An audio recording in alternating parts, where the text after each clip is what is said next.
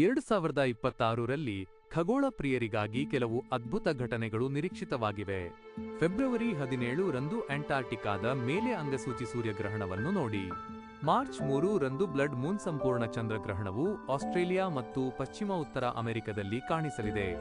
August 12 ರಂದು Arctic ಮತ್ತು ಐಸ್ಲ್ಯಾಂಡ್ನಲ್ಲಿ ಸಂಪೂರ್ಣ ಸೂರ್ಯಗ್ರಹಣವನ್ನು ಅನುಭವಿಸಿ. ಆಗಸ್ಟ್ 28 ರಂದು 96% ಚಂದ್ರನನ್ನು ಭೂಮಿಯ ನೆರಳಿನಲ್ಲಿ ಕಾಣಬಹುದು.